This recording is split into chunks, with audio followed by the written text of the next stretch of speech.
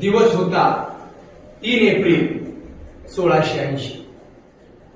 रायगडावरचा तो काळा दिवस जणू मृत्यूच सावली बनवून त्या गडावरती घुंगावत होता.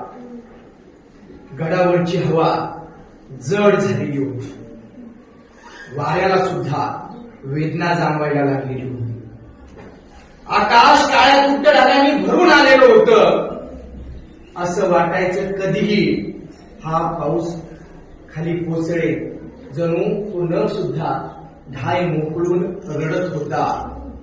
राजवाड्याच्या त्या रायगडातल्या खोलीमध्ये माझा राजा छत्रपती शिवाजी महाराज शांत निजलेले होते. त्यांच्या चेहऱ्यावरती निर्विकार भाव होते. पण बाहेर हजारो हृदयांचा कंठ दाटून आलेला होता. कोणी मोठ्याने रडत होता तर कोणी त्या ठिकाणी जणू हृदयातून अश्रू ढाळत होता. कारण अजून कोणालाच विश्वास बसत नव्हता की आपले महाराज आपल्याला सोडून जातील. विश्वासच वाटत नव्हता.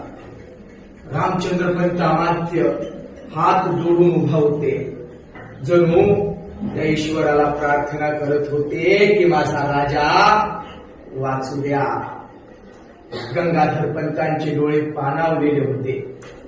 तिथं असणारे आमचे हिरोजी फर्जन दारातच थरथरत उभा होते आणि बाहेर असलेल्या 18 वाढत चाललेली होती. प्रचंड वाढत चाललेली होती. पण प्रत्येकाच्या डोळ्यात एकच प्रश्न, महाराज आम्ही आता कोणाच्या छत्राखाली राहायचं? महाराज आम्ही आता कोणाच्या छत्राखाली राहायचं? महाराजांनी हळूच डोळे उघडले. एकेकाकडे पाहिलं. जणू आयुष्यभर जपलेल्या आपल्या लेकरांकडे डोळे भरून महाराज पाहत होते. त्यांच्या डोळ्यात प्रेम होतं पण मोह नव्हता. त्यांच्या चेहऱ्यावरती वेदना होती पण त्या वेदनेमागं दुःख मात्र नव्हतं, वैराग्य होतं.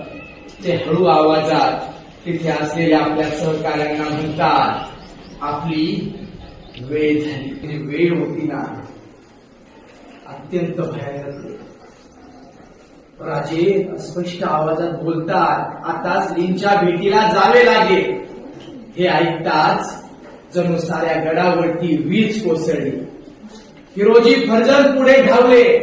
त्यांच्या डोळ्यातून अश्रू धबधब्यासारखे वाहत होते. अरे ते म्हणले असतील, अहो राजे आग्र्याला तुमच्या शय्येवरती मी झोपलो होतो, तिथं मी मृत्यूपासून तुम्हाला वाचवलं राजे. आता सुद्धा तुमच्या मृत्यूच्या शय्येवरती इथंच मी झोपतो राजे. त्या मृत्यूला अडवतो. वेळ पडली तर त्याला मी सामोरे जातो राजे. पण तुम्हाला जगायचंय. पण मित्रांनो वेळ वाढत चाललेली होती आणि ती वाढलेली वेळ मात्र आता कोणाच्याच हातात नव्हती. तिथे आमचे महाराज मात्र शांतपणे पहुडलेले होते. ते म्हणाले, हा मृत्यूलोक आहे. आलेला प्रत्येक जण जाईल. तुम्ही धैर्य ठेवा. तुम्हाला स्वराज्य सांभाळायचंय. तुम्हाला स्वराज्य सांभाळायचंय. हे ऐकून आता मात्र सगळ्यांच्या अश्रूचा बांध फुटला. अरे जाता पण बाहेर असणाऱ्या असंख्य जे मावळे आहेत ते मात्र ढसा रडत होते. अरे कोणी छाती आपटत होता तर कोणी डोकं त्या ठिकाणी आपल्या डोक्याला हात लावून निश्चित पडलेला होता. तर कोणी महाराजांच्या चरणावर डोकं ठेवून त्या चरणाला आपल्या अश्रूंनी भिजवत होता. रायगडावरचा प्रत्येक दगड रडत होता. दरवाजे असतील, तोफा, तटबंदी, अरे ज्यांनी आतापर्यंत विजयोत्सव पाहिला, अरे ती तटबंदी त्या तोफा सुद्धा आता शोकमग्न झाल्या होत्या. आणि दुपारचे 12 वाजले. क्षणाक्षणांनी वेळ निसटत चाललेली होती. आणि महाराजांनी जाताना फक्त तोंडामधून माझ्या राजांच्या शब्द बाहेर पडले, शंभूबा. अरे स्वतःच्या लाडक्या लेकाला माझ्या राजाला भेटायचं होतं, इकडं तिकडं शोधत होते, पण माझ्या राजाला शंभूबाण मात्र दिसत नव्हता. आणि त्याच वेळी त्या काळानं डाव साधला आणि महाराजांनी डोळे मिटले, श्रींचे त्या ठिकाणी उद्घोष केला आणि मुखातून बाहेर पडणारे जे शब्द आहेत ना, ते मुखातून बाहेर पडणारे शब्द आवाज त्यांनी केला, महाराज महाराज. पण तो आवाज ऐकायला मित्रांनो महाराज मात्र नव्हते. आणि तो आवाज सह्याद्रीच्या दऱ्याखोऱ्यात घुमला. त्या आवाजानं आकाश फाटलं, त्या आवाजानं धरती सुद्धा थरथरली. अरे माझे मावळे, ज्या राजासाठी जीव द्यायला तयार होते ना, ज्या राजासाठी जीव घ्यायला तयार होते ना, अरे ते तर जमिनीवर धाडदिशी कोसळले. कोणी विशुद्ध पडलं, कोणी वेड्यासारखं नुसतं रडत होत. त्या दिवशी एक राजा गेला नाही मित्रांनो, त्या दिवशी एक बाप गेला, स्वराज्याचा बाप गेला, एक आधार गेला, एक युग संपलं. पण मित्रांनो दुर्दैव की राजांच्या जाण्याची बातमी मात्र माझ्या शंभू राजांपर्यंत पोहोचलीच नाही. जाणीवपूर्वक ती त्यांच्यापर्यंत पोहोचू दिली गेली नाही.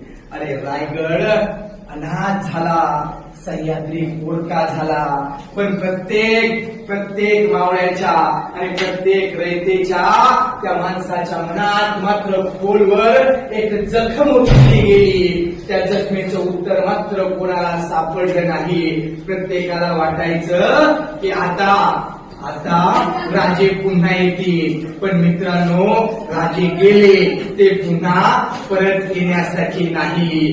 डोळ्यातले अश्रू सुकत गेले मित्रांनो, पण माझा राजा आलाच नाही. आणि दुर्दैव बाप गेला रे, पण माझ्या शंभू राजाला राजांच्या अंत्यदर्शनाला सुद्धा येता आलं नाही, कारण ती बातमी शंभू राजांपर्यंत कोणी पोहोचू दिलीच.